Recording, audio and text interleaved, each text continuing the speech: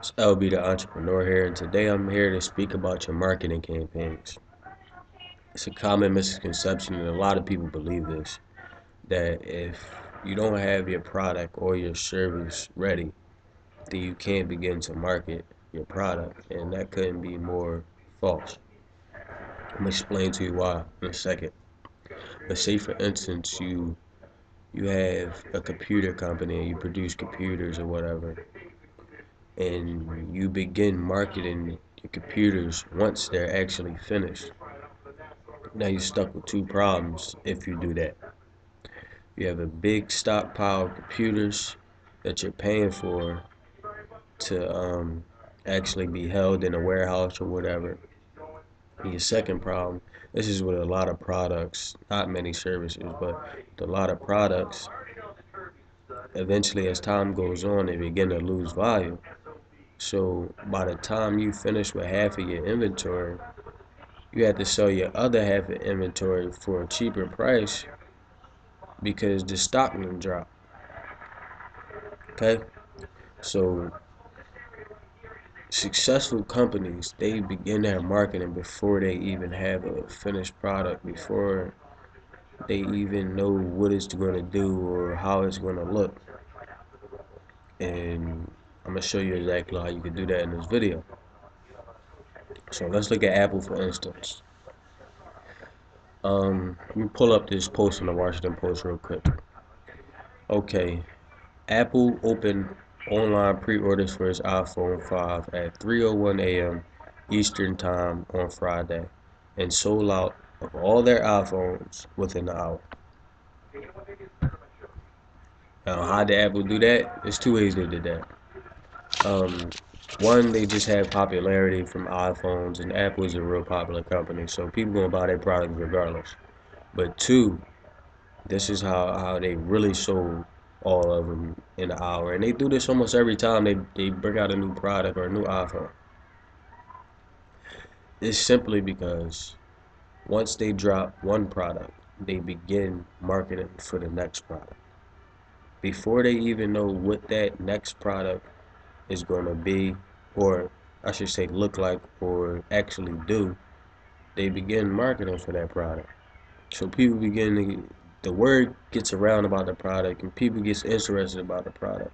So as the time ticks down to the product to come out, the hype just builds higher and higher and higher. And when the product comes out, it sells within an hour. So a lot of people gonna say I can't compare myself to Apple. I mean, Apple's a big business. I mean, you can't really compare yourself to Apple, but then again, you're wrong. And here's why.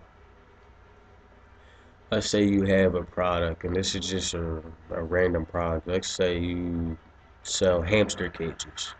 So this is what you would do. You do your marketing and everything. You find a list of, let's say you have a list of 2,500 to 3,000 people that own hamsters. Okay, they don't even have to know you have a product coming out. They don't even have to know that your company exists. All you have to do is have contact information for that many people that own hamsters or that are in your genre. You understand what I'm saying? And that's exactly what Apple did. That's exactly what the pre-orders is about. I mean, with Apple, yeah, I think you had to pay for the pre-order. I haven't pre-ordered the iPhone since they all came out, pretty much. But when you pre-order that phone,